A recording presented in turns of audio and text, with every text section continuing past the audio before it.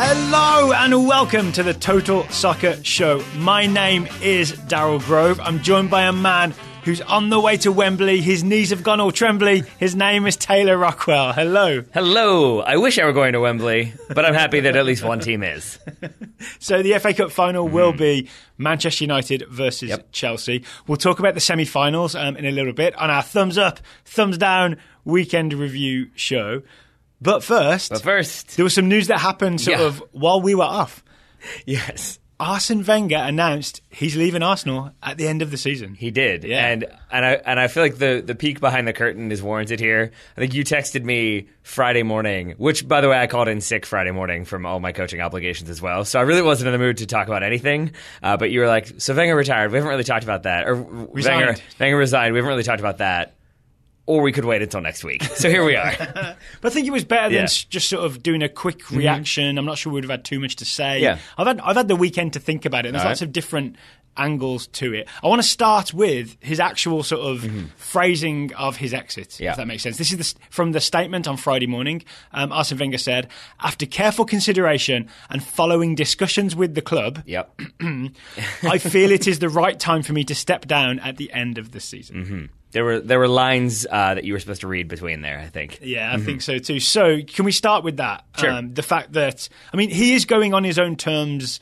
Ish. At least it appears that way. But it does seem that he was encouraged to make this the time to go. I think he's going on his own terms if his own terms were go on your own terms or we'll fire you. I think that's kind of how he's leaving. It is a little that way, right? Yeah. Okay, so it's...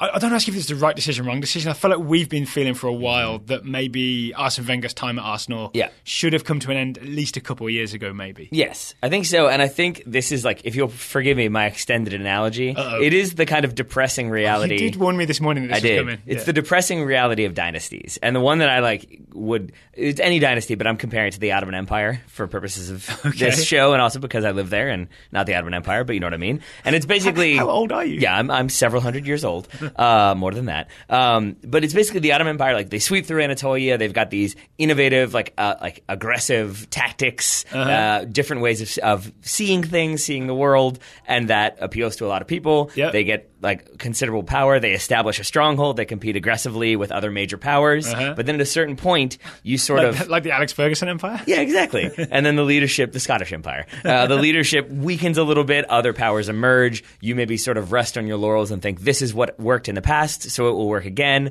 But as everybody else modernizes, maybe you get left a little bit behind to the point where your hand is forced, either by revolution or by the board saying, maybe you're done. So next Arsenal coach is Atatürk? Yes, I think so. Fatih Terim, I think, is the logical extension there. So I think that's a really good analogy. And just for people who don't know, it's probably worth spelling out who Arsene Wenger was, right? The reason that he's so revered. Because I've just realised, like, if you've only come to following soccer, like, after the 2010 World Cup, then you've only seen the bad years, really, for Arsene Wenger. There was a time in the mid to late 90s in England where he was sort of the first coach that swept in and said, hey, diet is important.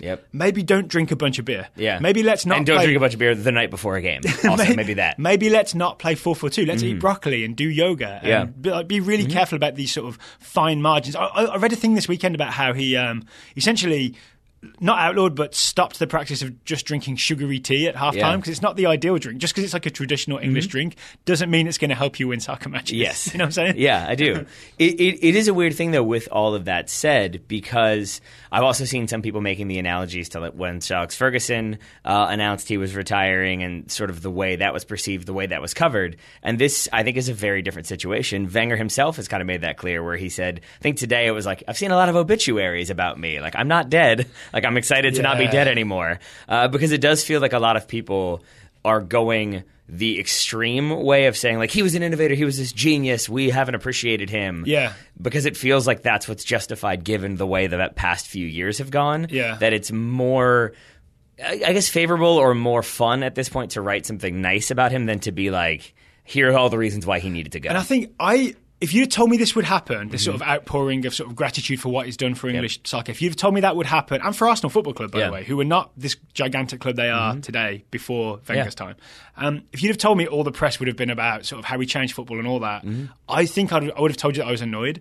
But having read it all this weekend, I think I understand the point of it, which is to remind people, yes, like he's leaving on these sort of not great terms, right? But here's what he did. It is worth reminding people. It's worth celebrating. And maybe it is worth, like, I don't want to promise this, but this is the type of show that we do enjoy doing, is maybe it's worth doing a show where we look back about, like, what he actually did. Yeah. Like, revolutionize and change about English soccer and the Premier League, and maybe do a show on looking at how he sort of brought about change in the league. Because obviously, you know, Invincible's a pretty decent team. Yep. Worth talking about them again as well. Can I just give you one anecdote that I read this weekend? So Paul Tenorio, he's now with MLSsoccer.com, formerly of 442, interviewed Adrian Heath, the Minnesota United manager, who was an assistant coach at Sunderland in the Premier League.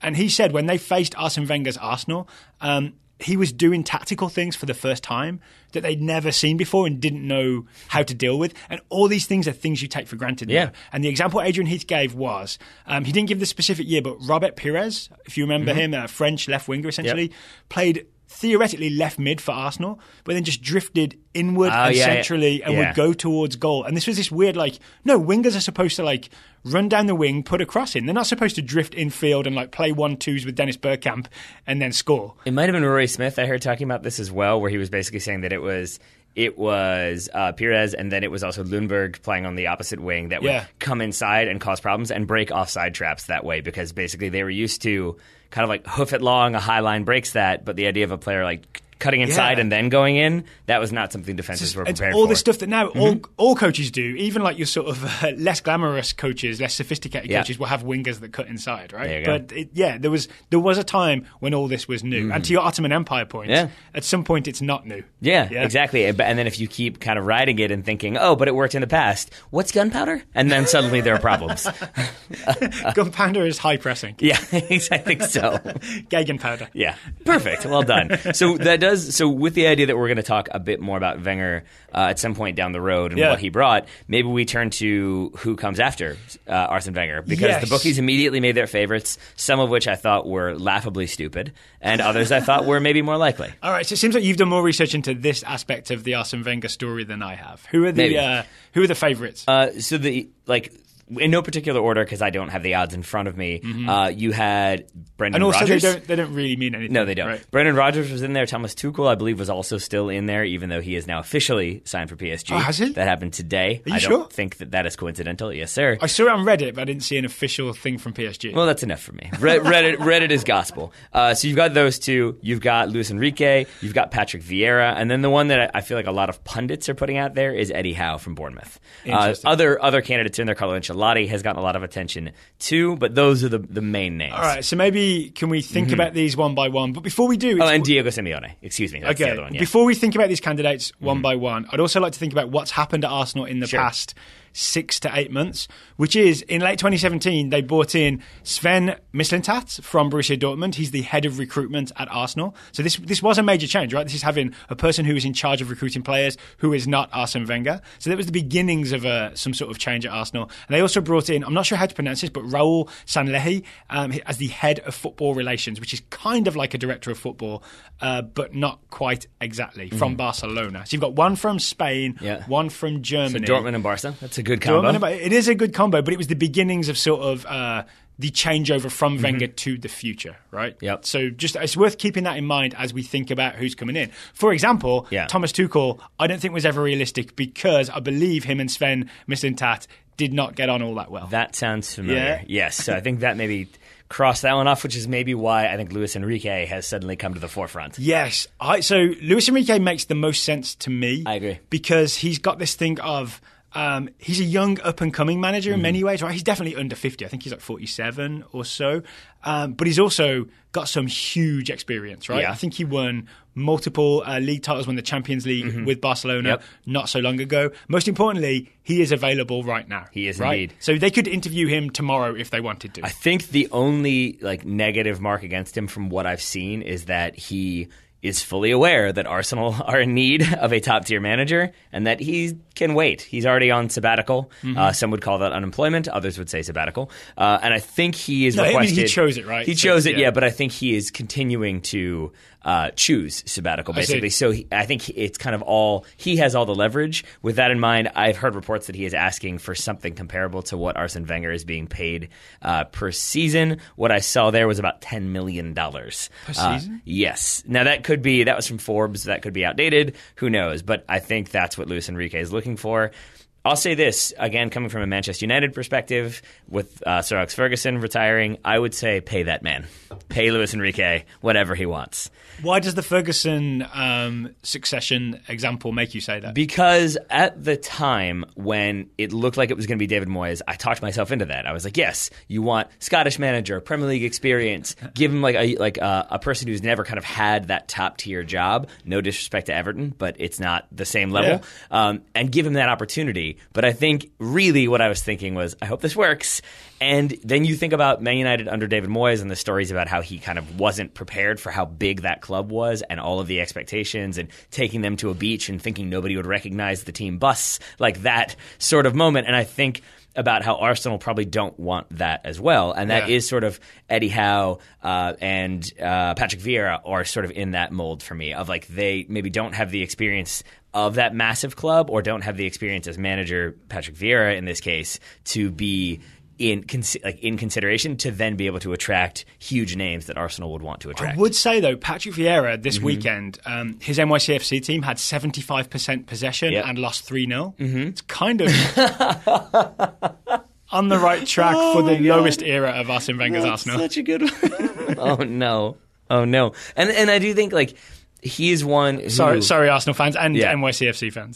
But he is one who, I mean, you look at where he is, you look at where Mikel Arteta is, those are guys who probably should... Man City assistant, right? Yeah. I don't see him leaving Pep Guardiola at this point because he's nor do I. sort of in that project right now and it's looking good, right? It's more so to me representative of the problems that Arsenal have had where two club legends, to some extent, are now managing for Manchester City in some capacity or affiliated with Manchester City. So you have that sort of connection there too. I don't think Diego Simeone is the best approach either, which is the one that I think a lot of people are kind of looking towards as he'll come in, he'll install some passion and vigor, and that's all they need. Because part of Wenger's legacy is this sort of Arsenal has a style and a sort of a reputation and a sort of a look about them, right? And even Gazidis, the chief executive, this is what he said about the succession plan. They're looking for, quote, someone who plays exciting and progressive football. It's not Diego Simeone. He plays sort of very organised, reactive football, right? It is not exciting and progressive.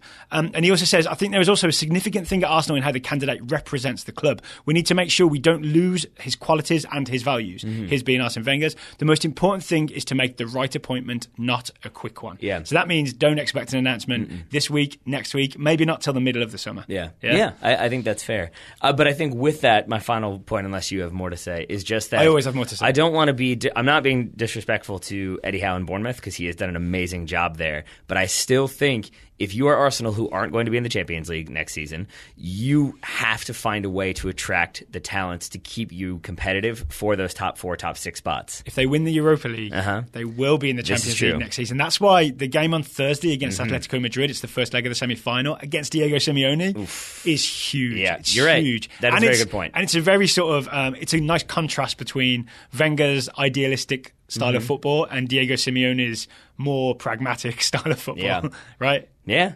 That is like a weird Jupp Heynckes thing. I'm like, if Wenger gets them to the Champions League through the Europa League, is it weird that he's gone? I don't think so. But I just still think that if you're trying to get somebody from Barcelona or Bayern Munich or whomever to jump ship and come join you at Arsenal, they might look at Arsenal under Eddie Howe and think, I'll give that a season and see how that goes. Yeah. Versus maybe Luis Enrique, who has the pedigree, has the experience. Maybe he is one who they think, Luis Enrique, Arsenal, London, that works for me. That makes sense to me. What do you think of this idea that you don't want to be the guy that follows Arsene Wenger and that Arsenal should almost appoint an unofficially interim coach for a couple of years to just be the transition guy, the whipping boy, if you will, and then you appoint the long-term coach after that. So I've seen it out there that maybe you appoint someone like Carlo Ancelotti, who for some reason has become this guy who just comes in for a season or two, mostly steady hand, and then after that you appoint someone really sort of progressive and up and coming, like say a Nagelsmann or Domenico Tedesco, like one of those young coaches who have like fresh ideas.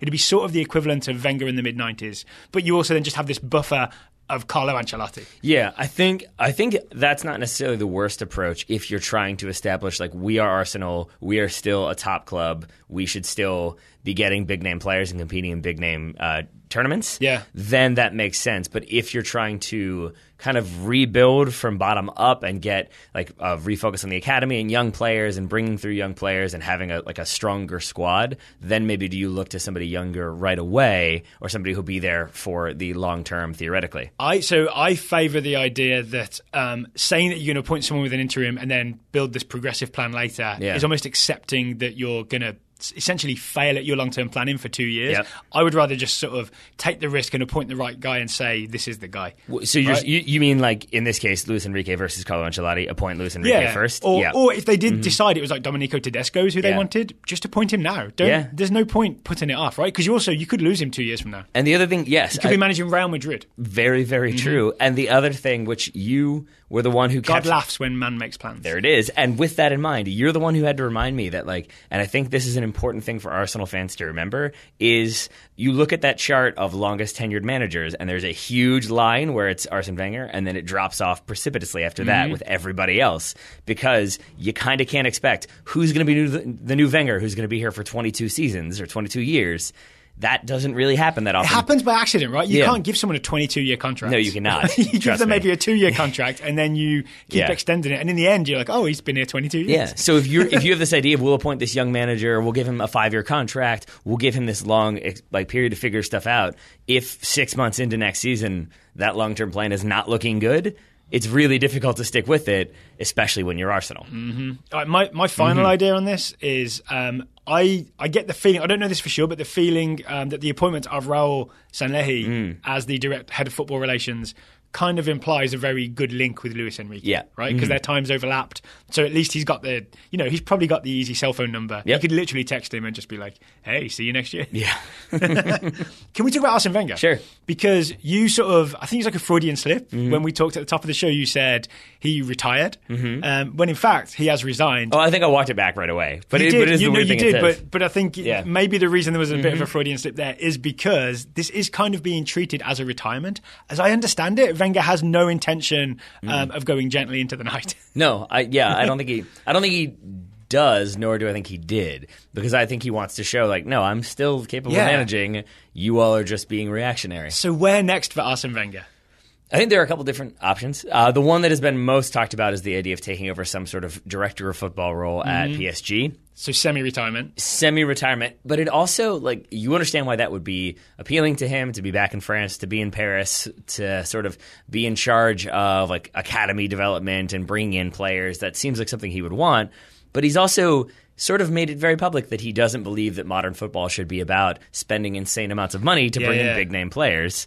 So I don't know how well that would jibe. The one that I think makes a lot of sense, and I don't know if he will ever consider it, I don't know if it's a place where he could ever naturally end up, is Borussia Dortmund. Oh, this is just a Taylor pick looking at This is my pick, yes, because I don't think there is as much immediate pressure because Bayern win the Bundesliga. And then you've kind of like if they don't, then it means something has either gone disastrously wrong or somebody else has caught fire. But you're not going to have that, like, oh, you got a challenge for the title. It is not a Real Madrid-Barcelona situation where if you're not winning, you're on your way out. Yeah. So I think he has less immediate pressure. I think he has more time then to develop youngsters, to kind of bring through players, less heralded players that he thinks have potential, have a future, and sort of, like, I'm not saying Arsenal were this, but I feel like Arsenal under Wenger at times became more of a selling club, where it was Sir Alex Ferguson could come in and throw a bunch of money and take away Robin Van Persie for one season. I would say not a deliberate selling club, but a club that just lost their best players against their will. Yeah, and it just, true, very true. And I blame Nicolas Anelka, by the way, for starting that trend when he went on strike. That's fair. But I think, and that's what I'm saying, is like, I'm not trying to discredit or be discourteous to Arsenal, but I think that is kind of what Wenger has become, a manager who isn't going to sign 11 players, like Galacticos, to come in. Yeah. He's more about signing players for 10 million and having them develop. Well, even at his best, it was sort of Patrick Vieira and Thierry Henry were not exactly reclamation projects, but they were sort of, he saw the potential in them that their previous teams had not. Exactly. Right? And I feel like that is Dortmund to a T. Yes, absolutely. Final thing I would like to talk about is the idea that the fans who wanted Wenger out, right, who've been very vocal, waved their signs around a lot for a good many years now, right? It's been a long time. Yep. Now that Wenger is out, I think it's a really interesting thing to see if Arsenal don't do well next season, to see who gets the blame. Yep. Because I think I think fans might have to start looking at the club more holistically than just focusing, like every problem is Wenger's fault, right? You know what I mean? Like, he would get the blame for not signing certain players, but we don't know if the money was there to sign certain players. Exactly. But Wenger would get the blame, and I do think it opens it out a little bit for fans to look at the club as a whole a little bit more. Yeah. I mean, we shall see. But I also think Wenger did do some covering for the front office, where I think he would say, "Oh, we don't need another player." Yeah. Likely because he had been told we're not signing another player. But then that looks like he is the one who's making that decision. That's what I'm saying. Whereas I think another big name manager might come in and say, "No, I wasn't given any money. This is not my fault." Yeah, there'll be someone saying, "Show me the money. Give me the money to spend." Exactly. Yeah. I wanted to sign that player, but the board didn't give me the money. Yep. Finger pointing. All right, before we get to FA Cup semi-finals, today's show is sponsored by Blue Apron. Blue Apron is the leading meal kit delivery service in these here United States. We use Blue Apron. We enjoy Blue Apron. We do. It helps us cook different things, but cook them well because we have pictures and step-by-step guides to cook things we wouldn't otherwise be cooking, wouldn't otherwise have the familiarity with, and it just makes us look impressive because then I save all my Blue Apron recipes, and if someone's looking through my recipe books, they'll see those and think, "You can cook those?" And I'll hide the part where it has me ticking stuff off and making frantic notes when I've forgotten to time stuff. Blue Apron are also, unlike Arsene Wenger in the last few years, they are changing things up. They have a new partnership with Airbnb, and the way this works is they've put a lot of new recipes on the menu that are inspired by Airbnb travels around the world. So in collaboration with Airbnb Experiences hosts like Cici, a chef from Shanghai, there are things like Kung Pao chicken, the beloved sticky, saucy mix of crispy brown chicken and vegetables. I would eat that right now. In fact, should we pause recording while we go find Chinese food? Unfortunately, we do not have time. Can we order Blue Apron really, really fast and get it here immediately? It'll be here in a couple of days. And then cook it in our non-kitchen in our office? Yeah, you do need a proper kitchen. Yeah, we can't do it in the office. Yeah. But even my kitchen at home, which is not particularly well equipped, does have enough to handle a Blue Apron meal because the recipes and the recipe card tells you step by step, here's how you do it. There we are. So check out this week's menu and get your first 3 meals free at blueapron.com/TSS. That is blueapron.com/TSS.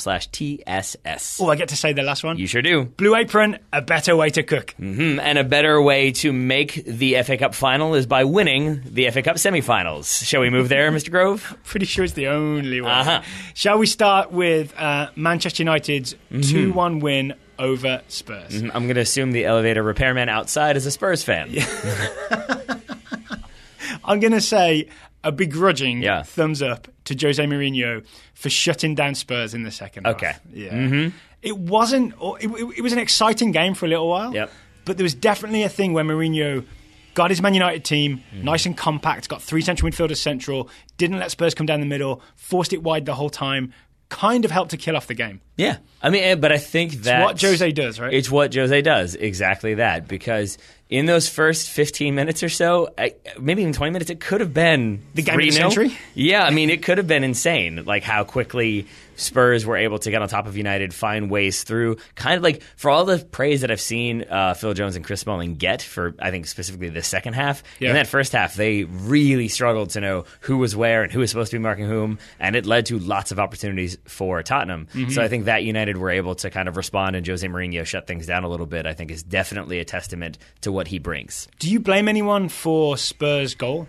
Dele Alli scores it. Christian Eriksen crossed to the far post. I remember Christian Eriksen sort of getting free on the right, and there was a big hole where Ashley Young should have been. There was. And also Paul Pogba was kind of tracking him, and I can't tell if it's Young's fault or Pogba's fault or all of the above. I can't really tell because I have to believe that Ashley Young is that far forward for a reason, that I'm guessing he's been told get forward and try to cut off an option. Yeah.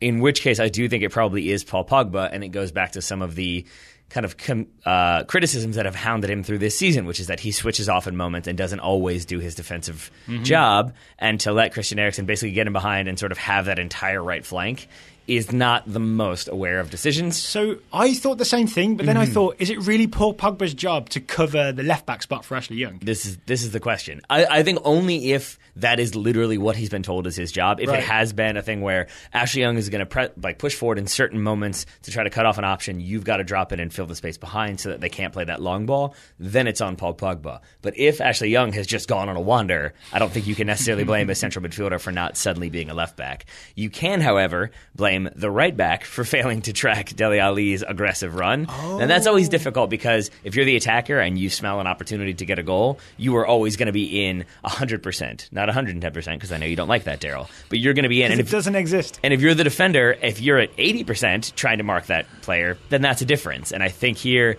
Antonio Valencia recognizes the run of Dele Alli, but I don't think ever recognizes how deadly of a situation it is until the ball's in the back of the net. So I think he probably shoulders a little bit of the responsibility as well. Okay, but can we give credit to Paul Pogba for his role in the equalising goal? Absolutely. I have seen Moussa Dembele knock all kinds of people off the ball. Yep. I've seen people try to knock Moussa Dembele off the ball and fail hard. They've hit the deck because they've run into Moussa Dembele.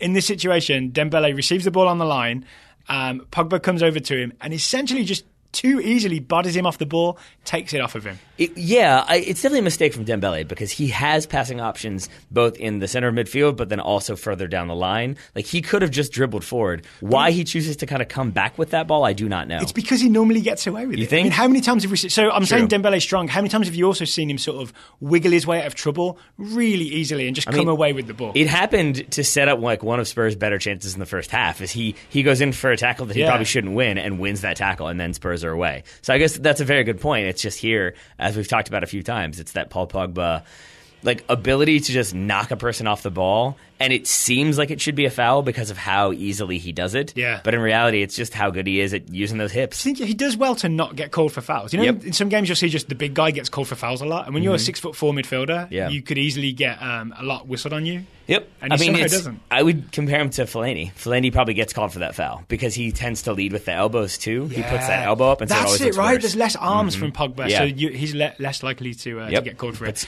And then to follow up, great, I believe left-footed chipped cross to kind of the far post where Alexis Sanchez is waiting for it. Yeah, well, Alexis Sanchez is waiting for it, but is also making a very smart run and does the kind of jump backwards and like just stiffen the neck, essentially. Like, there's not a lot of follow-through. It's just cushions. Because that ball is coming in with such velocity, he just cushions it, sends it back the other way. Goalkeeper frozen, 1-1, excuse me. And then can I assume for the winner, your man crush on Ander Herrera has now doubled? He is, I was trying to think, he is like a odd job, I guess, for, I forget whatever Bond villain that was, if that was Dr. No. I cannot remember. But it is just, he's like a smaller in stature, but he is the one who I think Jose Mourinho is like, hey, go annoy that guy. Have you seen the gif of him just pulling Dele Alli's foot?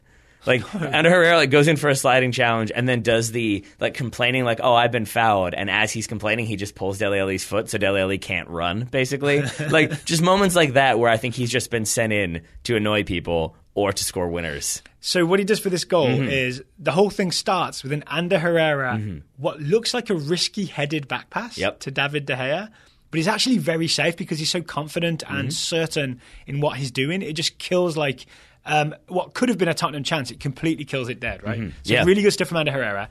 Then David De Gea, big long ball up the field. I think Lukaku and Sanchez kind of cancel each other out, so the ball bounces past them, right? And Sanchez runs onto it.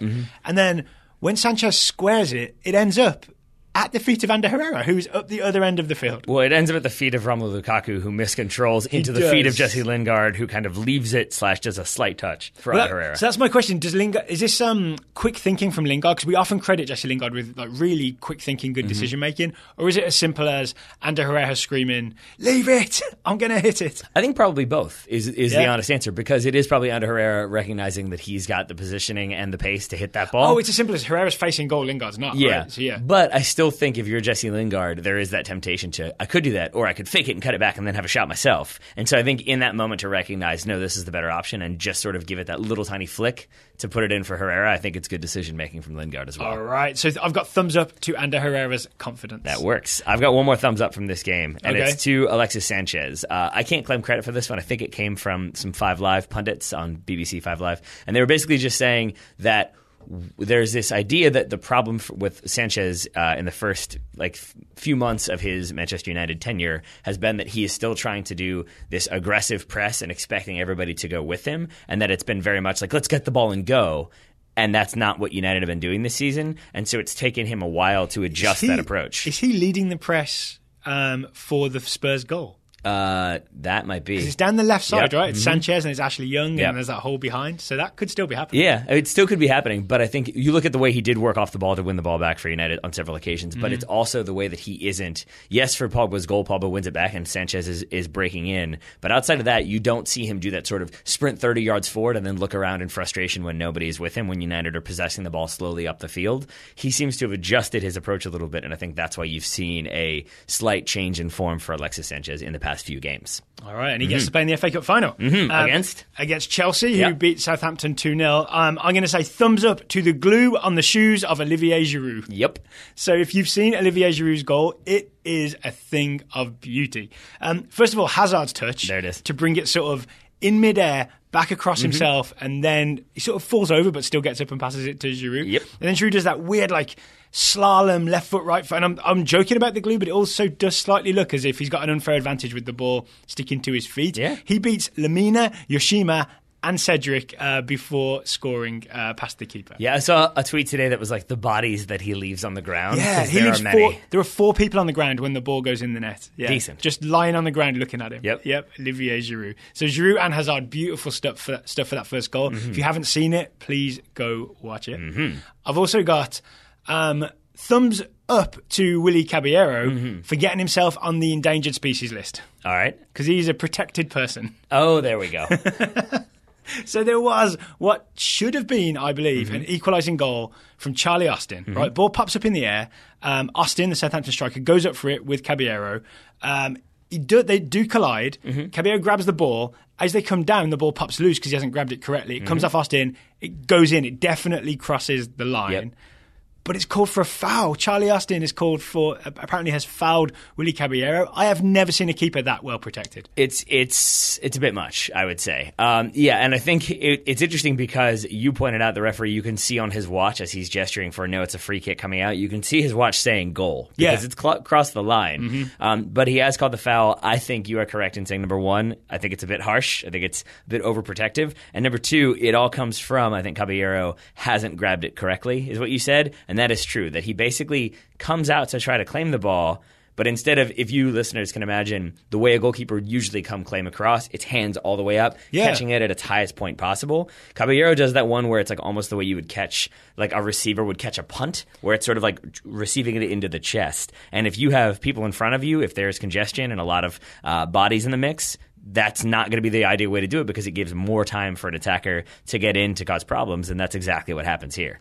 But thumbs down to Mark Hughes, Southampton coach, for sort of basically complaining about VAR afterwards, but also saying, I don't really understand how it works, but that definitely should have. They should have looked at that with VAR and given us the goal. Yeah, I think I had the same thing. Yeah, thumbs down to Mark Hughes for excuses, basically, because I understand being frustrated by this decision. The reality, of course, is that VAR was in use, but when the referee blows for the foul, then that's it. Anything that comes after, in this case, Caballero dropping it and then it going into the goal, doesn't matter because the whistle has already gone, so VAR can't be used in that situation. But why would he be expected to know that? I mean, it's only his job. That's the thing, right? And it is shades of Jurgen Klopp this weekend saying West Brom didn't water the pitch enough, and that's a disgrace. And it's just sort of let's just say we should have won, or we whatever. You don't have to find those excuses all over the place. All right, should we move out of England and over to Germany? Actually, before we do that, I have one more thing from England, and it comes from Sunderland. I'm going to say thumbs down to Sunderland for relegation this weekend, going from the Championship to League One. My one thing I wanted to say from this comes from Jonathan Wilson, who said, Sunderland fan, right? Yes. I'm going to ask you this, Darryl. How many games this season did Sunderland take the lead at home? None. 3. and they only managed to keep it once. Jonathan Wilson's line was, the first time against Bolton, it lasted 3 minutes, and within 10 minutes they were behind. The second time against Millwall, it lasted 4 minutes, and within 8 minutes they were behind. The third time against Fulham, the goal came after 77 minutes, and Sunderland held on. They were ahead for 20 minutes at home in an entire year. That is not good. Here's what we should do. There might be a listener question about Sunderland. Yep. If there's not, when we do our overlooked stories again, we'll look into what is happening at Sunderland. How has it gone so very, very wrong? Because I'm genuinely interested to know the answer to that. Something is wrong. Yeah, I heard an interview with Chris Coleman from this weekend, and I think he would be hard-pressed to explain what's gone wrong. It's a long way from Euro 2016 to League One. A bit. Right? A bit. Okay, to the Bundesliga, where I want to give a thumbs up to Jadon Sancho and Christian Pulisic for filling my transatlantic heart with joy. So Borussia Dortmund beat Bayer Leverkusen 4-0. That's a good result. Young Jadon Sancho, I believe he's only 18, got his first Dortmund goal and a couple of assists, I believe. Christian Pulisic got the assist for Jadon Sancho's first goal. These two put on an absolute show. It was Pulisic on the right, Sancho on the left, and they basically just were very confident, just dribbling at Leverkusen defenders all day long. Had Leverkusen terrified. Terrified. So if you watch the Sancho goal, it's Pulisic with the ball on the right. It's a bit of a, ball bouncing loose type thing. Comes away with it. Does that great Pulisic, like left foot, right foot, shifting his weight type thing. Dribbles diagonally across. Puts a ball so beautiful that it makes Heinrich, the defender, trip over. Then, importantly... That's a way to put it, but sure. Jadon Sancho finishes a chance that's very, very similar to a chance he had missed 1 minute earlier. Maybe 2 minutes earlier. Recently. Let's put it that way. So just the confidence of that kid to score after kind of fluffing it because he was 1-on-1 with the keeper. Bravo, Jadon Sancho. I have to say this, though. Obviously, I'm a big fan of English players going abroad and succeeding. And Americans going abroad and succeeding as well. Oh, yeah, of course. But I would say the indicator that they're both very young is that when Sancho scores that first goal, he runs off to celebrate. Pulisic comes up and does that sort of, I'm going to jump on your back. But as Sancho turns, so then it's this weird, adjusting in midair, and they don't quite get it. And then Marco Reus comes in and is essentially I'll show you how it's done, and jumps on both of them. And it sort of was get it together, rookies. You guys got to figure out how to celebrate on your own. They'll run that in practice I think so. On Monday. Then the other thing is Jadon Sancho's assist. The assist to Max Philippe. This thing is Neymar-esque. All right. So crossfield ball, and imagine Sancho is on the left, he's kind of right-footed. He does that Neymar thing where you control the ball with the outside of your foot and flick it in front of you. So that's one touch. Second touch are control and advance forward. Third touch is a half volley pass into Philippe to score, to set him up to score. This thing was great. I would say the only thing that makes it not Neymar-esque is that he didn't attempt 14 stepovers and then cross it to nowhere. Yeah, a more efficient Neymar. There we go. Is what he looked like. Yeah. And the fact that he was there and playing and not find an excuse not to be there. This is, Daryl, why you are not in charge of hype for players, because the more efficient Neymar, as opposed to the next Messi, doesn't really stand out so much. Can we talk about Neymar's former teammates? Sure. So I watched highlights of the Copa del Rey final, which in Sid Lowe's column for The Guardian, he has dubbed the Andres Iniesta final. Right. Because this was all about Andres Iniesta. It seems so. Barcelona won 5-0 against Sevilla at Atletico Madrid's stadium. It looks like this was part of the long goodbye for Andres Iniesta, who has not announced his retirement, has not announced he's leaving Barcelona, but everybody's acting as if he's going somewhere. I think it's already been unofficially confirmed that he's moving to China. That's the strong rumor, right? Is that Iniesta is moving to China. And to celebrate, he scored one of the most Andres Iniesta goals I've ever seen. All right, let's talk it through. You've seen it, right? So here's how I would phrase this. He fakes he fakes a shot that sends the keeper to the floor, then goes around the keeper and scores.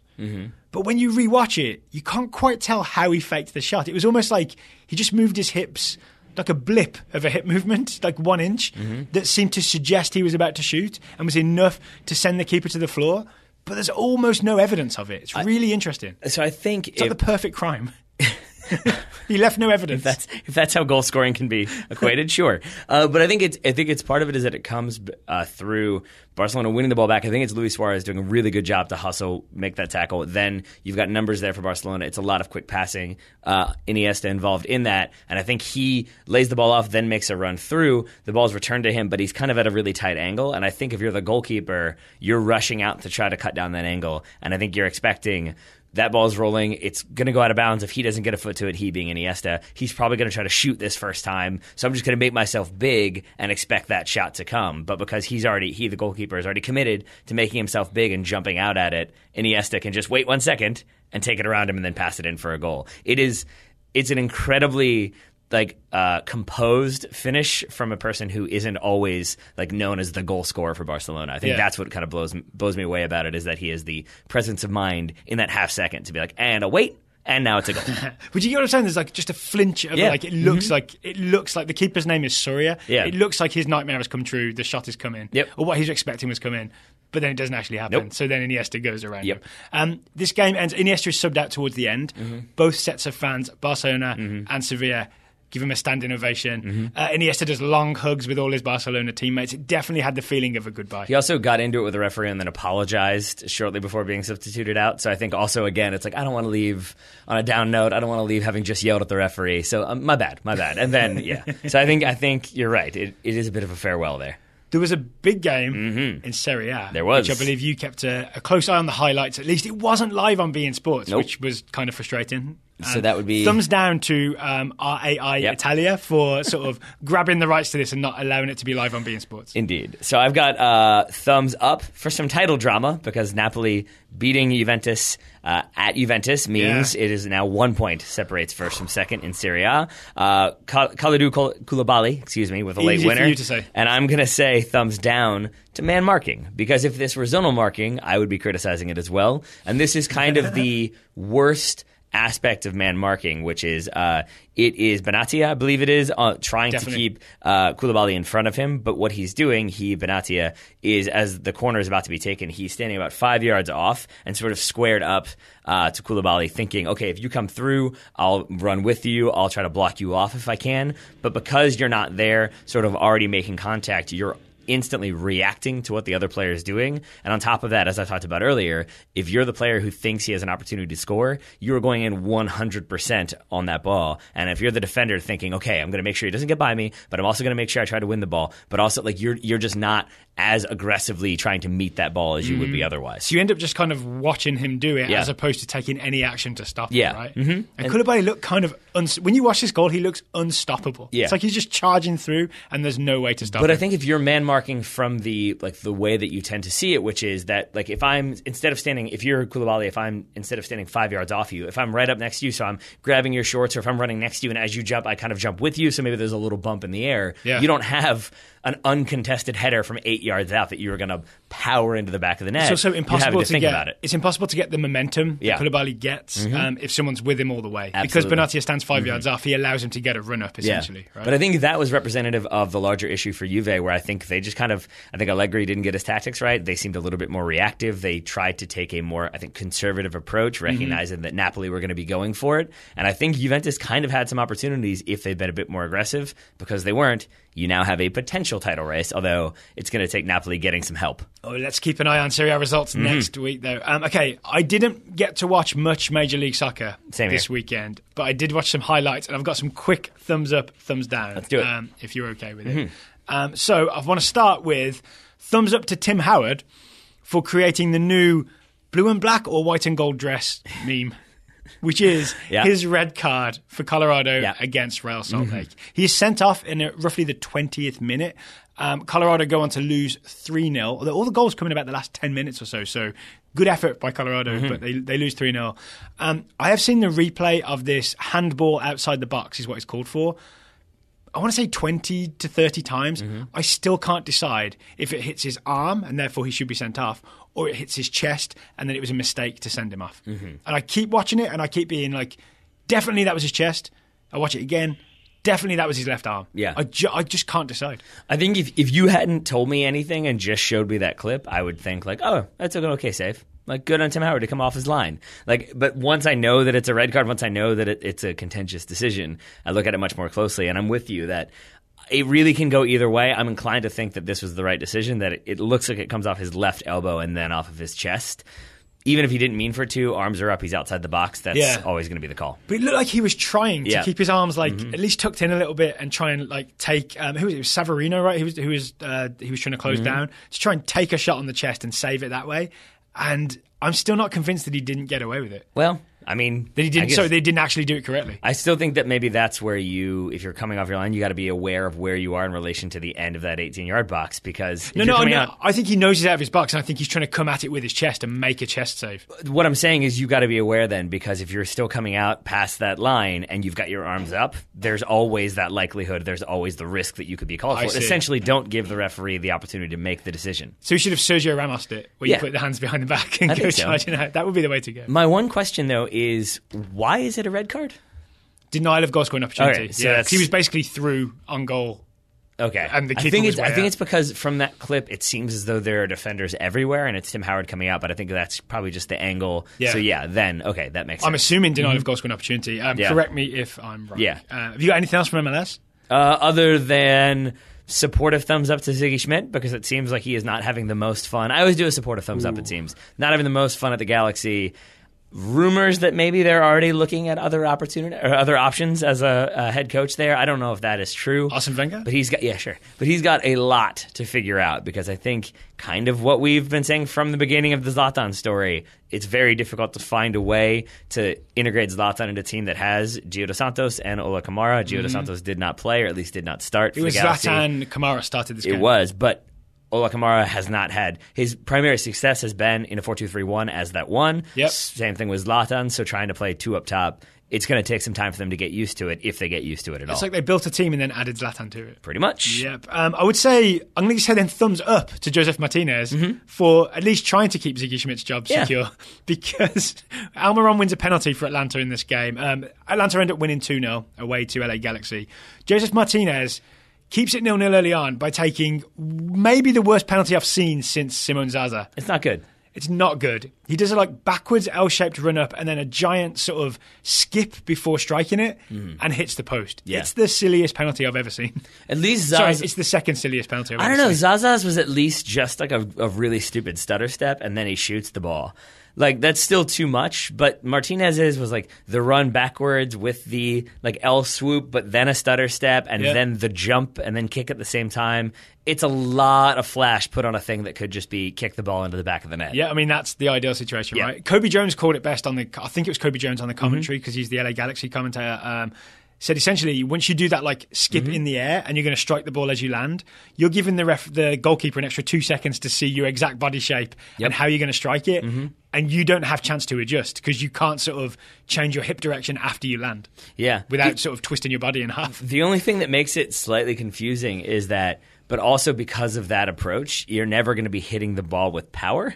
So maybe there's an idea of the goalkeeper has time to see what you're doing, but also maybe waits a second, because they're ooh, but he might hit it soft, and I don't want to guess incorrectly. But either way, you're never going to hit it with power. You're going to telegraph at least the direction that you're going to hit it, and you're also doing a bunch of stuff that means that you're not maybe as focused as you should be on just scoring a goal. Could he have been hoping that the keeper was just going to go down?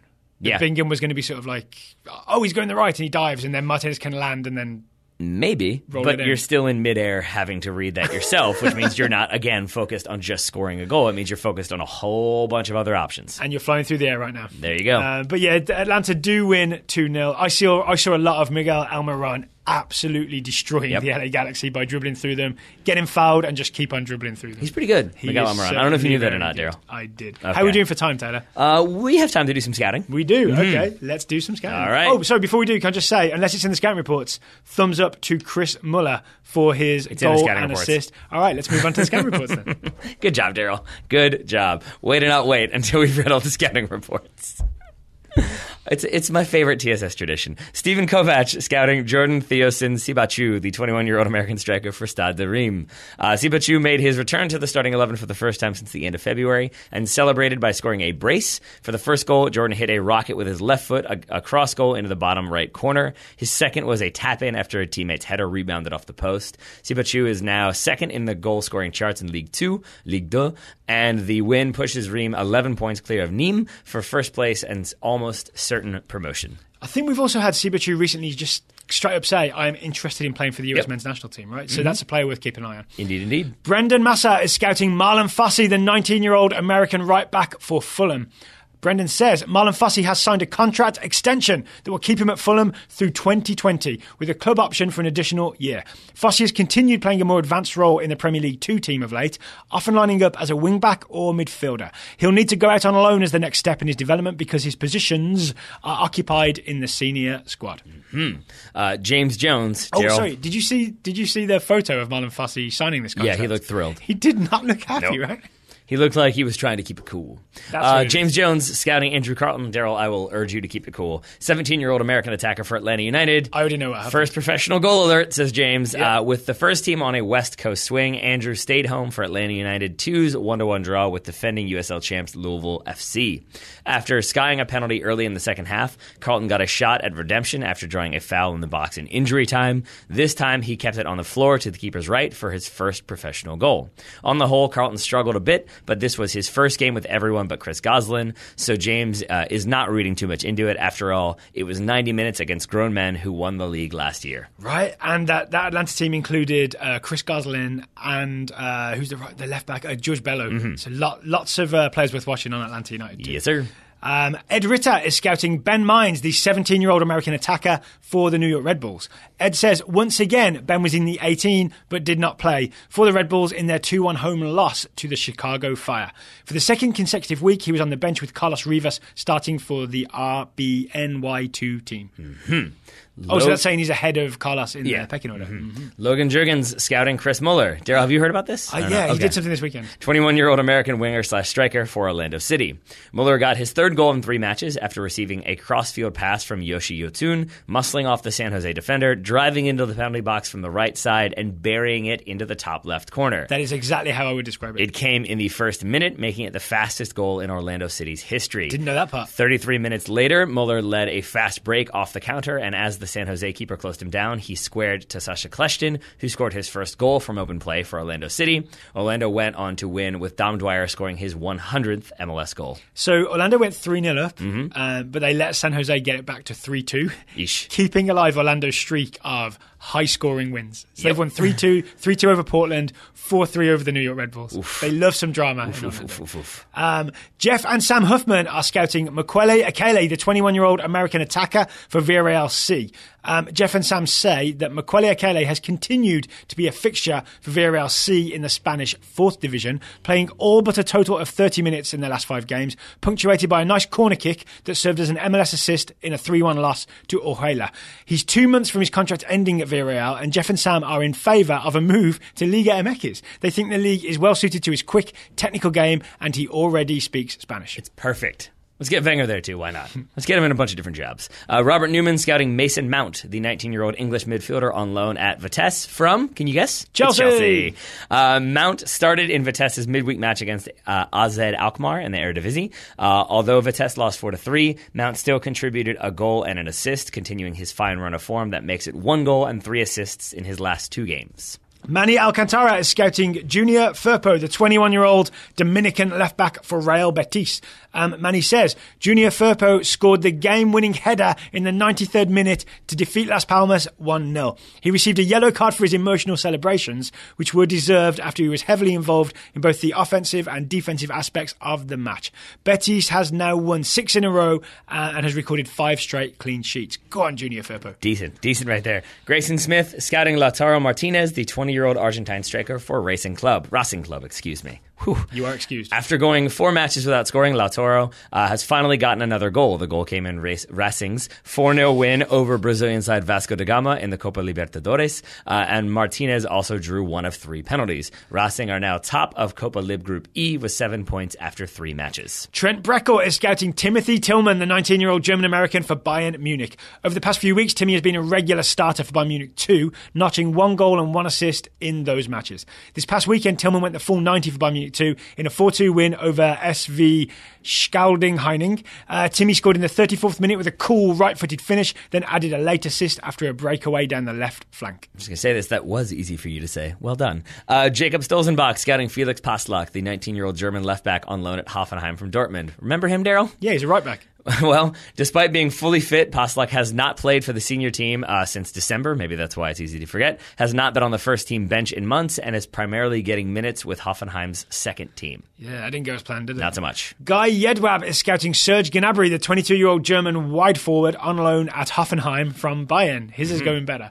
Guy says, slightly. Serge Gnabry has netted again, this time against Leipzig. That's 7 goals in 7 games, brings Hoffenheim to an 8-game unbeaten streak. Even more impressive than all that, says Guy, Gnabry's MLS assist for Hoffenheim's opener. He pressured Bruma to force a turnover, dribbled into pressure to draw 4 defenders before chipping into space for a wide-open wing-back Nico Schultz. Goalkeeper saved Schultz's shot, so Gnabry didn't get credit for the full assist. Yep, but still impressive work from Serge Gnabry and impressive work from everybody who's reporting into the TSS Scouting Network. We had many more reports. We will get to those later this week. Thank you to everybody for sending reports. Taylor, you've got to get out of here, so I'll say thank you for taking the time to talk to me today. Right back at you, buddy. Listeners, thank you for listening. We'll be back tomorrow to talk Liverpool-Roma in the Champions League semi-final first leg.